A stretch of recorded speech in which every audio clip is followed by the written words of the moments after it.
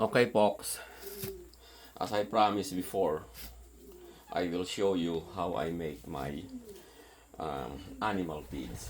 This is almost universal, and the basic ingredients are corn, soybeans, sorghum, or in other places they call it Milo, and wheat, wheat berries. Now, if you have an access to these grains, you can save a lot. Now, just like what I'm saying in gardening, there's no such thing like one size fits all. Depending on your location, depending on the availability of the grains that you can get, is totally different. Now, the thing is, you can get the crude protein of any grains in the internet. Just type in, let's say, crude protein of corn in a bushel, because universally all grains and most of commodities, I say commodities, even vegetable, are measured by the bushel. I'm talking about in a big farm. So in a bushel, you can get the all nutrients of anything that is consumable or edible in the internet. So whatever is available in your area, just make a little research, and by there you can match which one you need until you reach a certain percentage of crude protein. When it's feeding for animal, they are measuring the crude protein. Crude protein is the whole nutrients, unlike the processed food that the crude protein is already adulterated, vitamin A, vitamin D, blah blah blah. Anyway, now I'm using 5 grains for my animal feed. So, as I said again, corn, sorghum or Milo, wheat, soybeans, and what's the other one? Now I forget. As I told you guys, I have aphasia. So, anyway, no, it's only 4. Corn, Milo, or sorghum, wheat, and soybeans. That's it.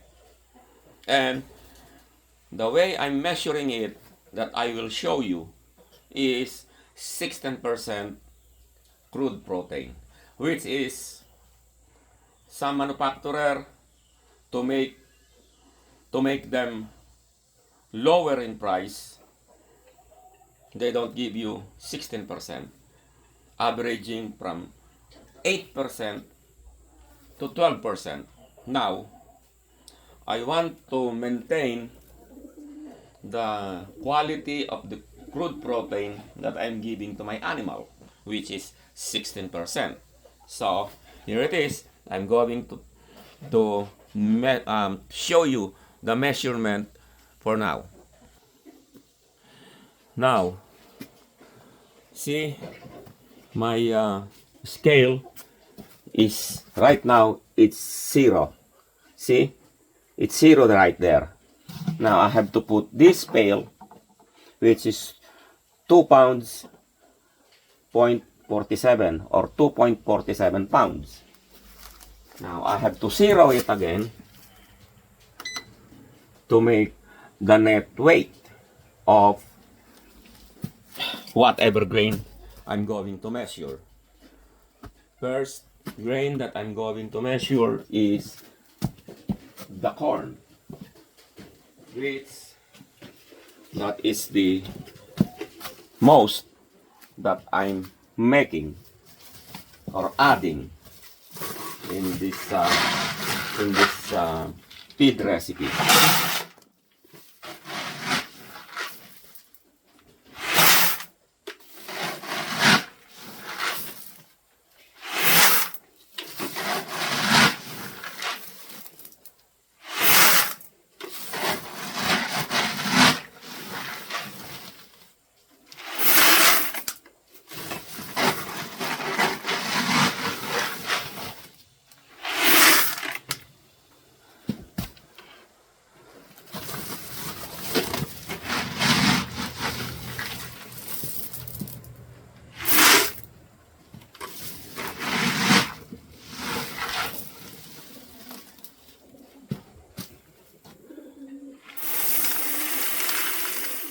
Now the corn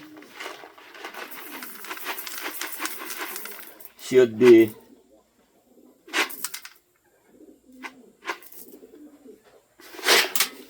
34.5 pounds. Now, I know that only the USA is measuring by pounds. So, you can do this in kilos. Just use 34.5 kilos. It's the same thing. It will give you the same crude protein.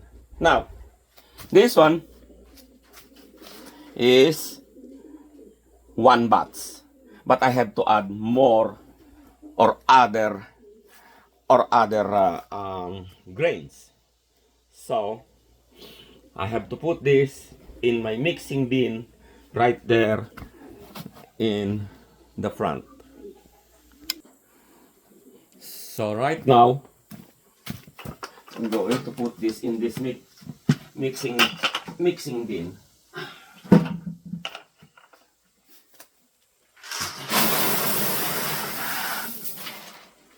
Okay. Now, the next thing that I'm going to weigh is the soybeans. Here, let me see. Right there. You'll see it's 6 pounds because I'm using pounds right now. So this is the second kind of grain that I'm going to use. Now, the next grain that I'm going to put is the sorghum or milo. So there it is, 1.5 pounds of sorghum, and I will mix it to the corn right now.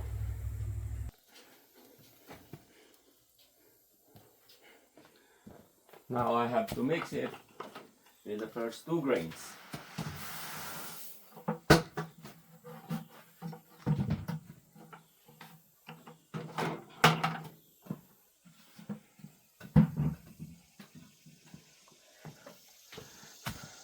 Now, as you see, the only one that we're missing is the wheat, and I'll weigh the wheat. Right there is 8 pounds of wheat.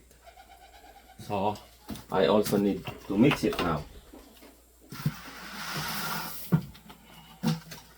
And I'm going to mix it all together.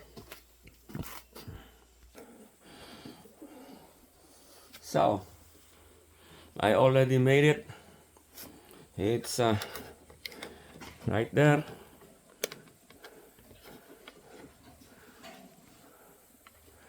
Right there.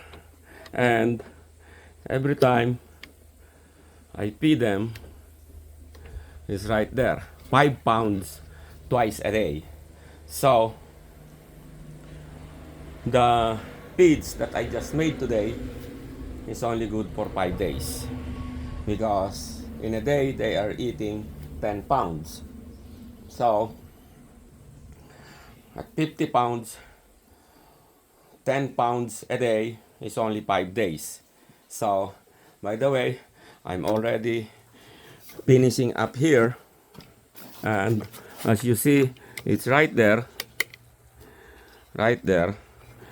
and I have hundreds and hundreds and hundreds of this pail, because this pail comes with the soybeans that I'm buying. There's a farmer that I don't know, these pails are so expensive, but he prepared to put it in see that thing, that pile there. There's a lot, and also here there's a lot, and it's everywhere on me, because every single time I'm emptying a pail of wheat. This, all of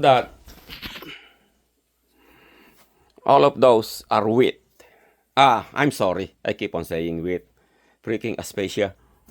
I'm saying something that's different from what I'm trying to say. Soybeans.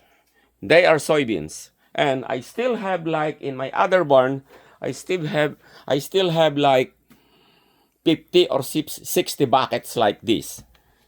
And I like to buy that guy. Number one, it's in a pail or bucket like this. Big box store, it's in a sack or bag. And the one that I'm buying is 50 pounds. This one is only averaging from 42 to 45 pounds. The difference is the price. The one in big box store or a PD store, they are selling it for $15 for 50 pounds. This one, 42 to 45 pounds, he's just asking $6. The pail alone, when you buy it brand new, is $6, more than $6. $5 for the pail, and for the lid is $2.85, $3. So it's just like the soybeans is free. I'm just buying the pail. That's how I look at it. Or I'm buying the soybeans and a free pail that I always use everywhere in the garden, storing up my feeds that I just made. So it's a win-win situation for me on that. And hopefully this guy won't stop selling that way. So in the future, I will show you more, because I also have a recipe for grower, for broiler, for laying chicken or laying animal or fowl. You know, I have a lot of feed ingredients, and I even have a pellet machine right there. If I need to pelletize something, because sometimes there are specific feeds that needs to be pelleted, so I have a pellet machine. And in the future, I will also show you that. Okay, that's it for now, guys. Folks, hopefully you like this video. And if you are, since I have Aspasia, and I'm having hard time speaking, you can go back, pause every ingredient, so you can write it down on what weight it needs, what kind of grains.